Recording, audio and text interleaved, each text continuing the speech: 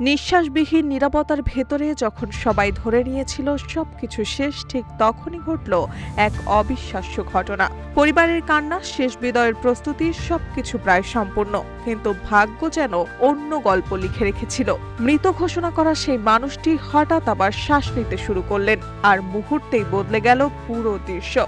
ভারতের উত্তরপ্রদেশে ঘটেছে এই চমকপ্রদ ঘটনা।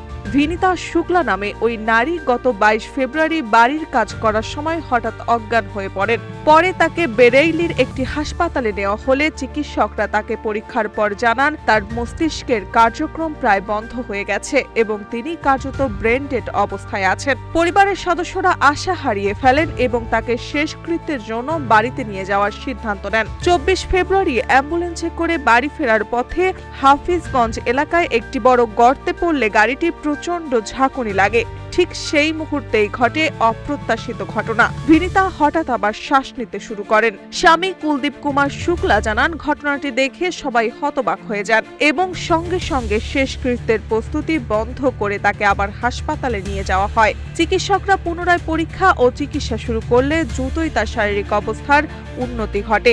অবশেষে মাত্র একদিনের মধ্যে অনেকটা সুস্থ হয়ে বাড়ি ফিরেছেন ভিনিতা। পরিবারের কাছে এটি যেন মৃত্যুকে হারিয়ে জীবনে ফেরার অলৌকিক এক গল্প।